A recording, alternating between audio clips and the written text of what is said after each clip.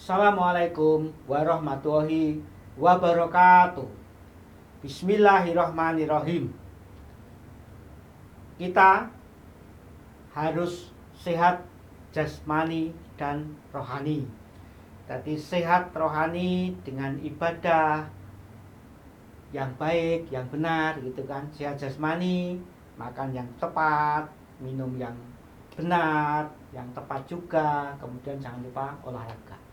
Pada bahasan hari ini saya akan membahas tentang pengolahan, koagulasi, flokulasi, dan sedimentasi. Jadi kalau kita bicara pengolahan, seperti tadi kita katakan, air bersih atau air baku yang mau menjadi air bersih, itu sebenarnya air baku itu yang terbesar sungai, itu kalau kita lihat keruh, itu biasanya ada kemungkinan 3 partikel. Ada yang bisa langsung mengendap, ada yang melayang-layang, dan ada yang mengapung. Kalau yang mengendap langsung secara gravitasi, misalnya pasir, tanah ya tidak, itu bagus. Mengendap secara batuan itu mengendap secara alami. Tetapi ada yang melayang-layang sehingga kalau kita lihat sungai itu kadang-kadang kita lihat berwarna kekuning-kuningan atau keruh. Berarti itu melayang-layang. Selama melayang-layang itu kita endapkan secara alami tidak bisa. Secara alami tidak bisa. Kita diamkan sehari, 2 hari, seminggu, 2 minggu, bahkan sebulannya tetap keruh. Tapi kalau kita diamkan 1 jam, 2 jam, 3 jam kok bisa mengendap secara sendiri, yang bawah kotor, yang atas jernih, itu namanya mengendap sendiri atau sedimentasi, itu pengendapan. Tapi kalau tidak bisa, maka ada proses namanya koagulasi. Koagulasi itu adalah pemberian tawas atau aluminium sulfat. Kalau tadi klor atau kaporit fungsinya adalah merubah air baku menjadi air bersih menjadi air minum. Kalau tawas ini adalah merubah air baku menjadi air bersih. Tawas itu bisa saudara beli di mana namanya, di kadang-kadang di apotek ada, toko besi kadang ada, di toko bunga itu ada, beli tawas itu. Kalau bahasa kimianya aluminium sulfat X-H2O. Kalau sudah diencerkan dia biasanya kadang-kadang bentuknya putih gitu, putih seperti pasir gitu, tapi ada yang bentuknya kayak perongkolan gitu, kayak gula batu gitu yang putih. Itu belum dipecah, tapi kalau dia sudah dicampur cairan, diencerkan, dia sudah bentuk cairan. Nah, tawas ini itu caranya namanya proses koagulasi ya. Proses koagulasi itu pemberian tawas. Jadi air yang keruh, kotor, seperti nanti di gambar itu ya. Air yang kotor itu dimasukkan tawas, ditetesi tawas. Nanti diaduk rata. Itu agar apa? Agar tawas merata ke seluruh air. Pengaduannya itu bisa cepat, bisa lambat. Nah, terus diaduk gitu ya. Itu sebenarnya namanya proses pemberian tawas, itu pemberian dosis tawas itu ya, JATES namanya. Ada satu proses tersendiri. Nah, diaduk terus berarti nanti ada istilahnya apa? Butiran-butiran kecil yang melayang-layang tadi diikat oleh tawas. Nah, karena tawas ya, di slide selanjutnya, karena tawas, partikel kecil-kecil tadi itu yang melayang tadi itu menyatu. Yang isinya ribuan, ratusan, bahkan mungkin puluhan ribu atau jutaan partikel menyatu. Nah, menyatunya butiran namanya flok. Makanya prosesnya flokulasi.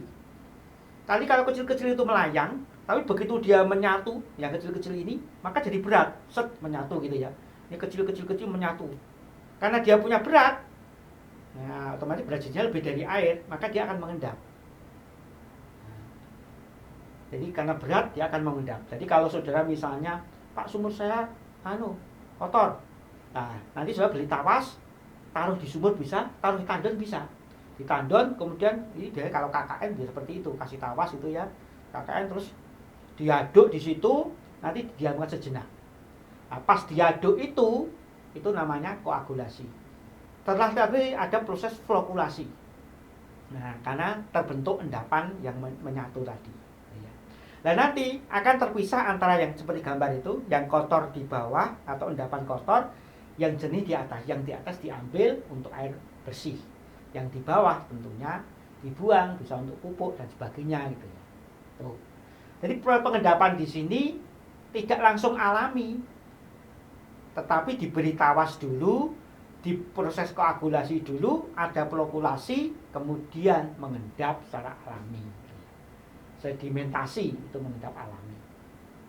Nah, jadi yang tadi nomor 1 air baku yang masih banyak partikelnya, yang melayang-layang gitu kan, sehingga kelihatan berwarna keruh, didiamkan berjam-jam, bahkan berhari-hari pun kadang-kadang tetap keruh gitu ya. Tidak berubah, berarti ada melayang.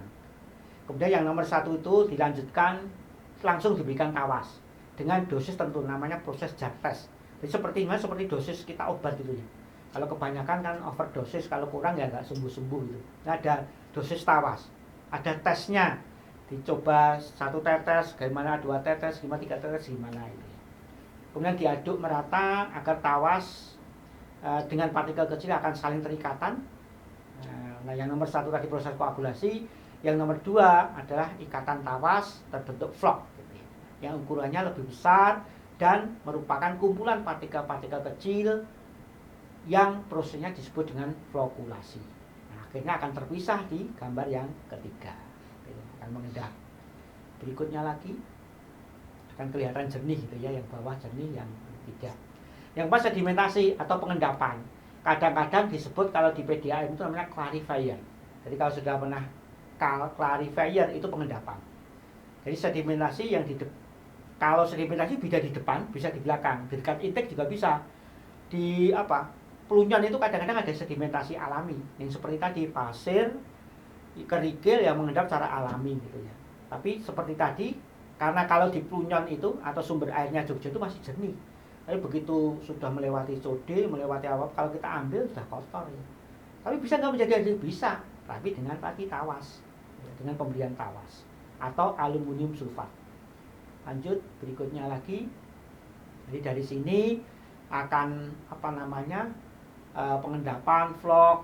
Jadi seperti tadi kita lihat, kalau bak mandi saudara kotor, maka bisa dikasih proses aerasi. Tadi kalau dengan terjunan tadi ada aerasi, didiamkan, tapi itu pengaruh aerasi itu kecil, sedikit. Jadi kadang-kadang tetap keruh gitu. Tapi kalau tawas itu pengaruhnya lumayan bagus itu ya. Tapi yang bawah jangan diambil. Berikutnya lagi itu ya, sedimentasi pengendapan sangat tergantung dari berat partikel dan kecepatan alirannya. Apabila berat partikel lebih berat dari berat jenis air, maka akan mengendap secara alami. Apabila tidak, maka perlu bantuan, yaitu tawas tadi. Kecepatan air yang semakin lambat, potensi mengendap semakin tinggi. Jadi kalau kita hentikan tandon, kita punya sumur, kita hentikan airnya, kita diamkan, maka itu namanya kecepatannya nol. Kalau kita mau mandi pagi, kita malam kita isikan dulu, nanti kita diamkan, maka akan mengendap. Apa itu tawas atau tidak dan sebagainya. Nah, berikutnya lagi mengalir. Terima kasih. Jadi koagulasi, flokulasi itu merupakan unit pengolah air bersih. Apabila menemukan air baku yang berisi partikel yang tidak dapat mengendap, proses koagulasi perlu dilengkapi dengan proses sedimentasi karena ada vlog yang terbentuk. Terima kasih adik-adik mahasiswa, semuanya sudah dapat ilmu apa itu koagulasi, flokulasi, sedimentasi. Semoga ilmunya bermanfaat. Nanti suatu saat kalau mendalami air akan belajar lebih jauh lagi tentang hal ini. Mari kita tutup.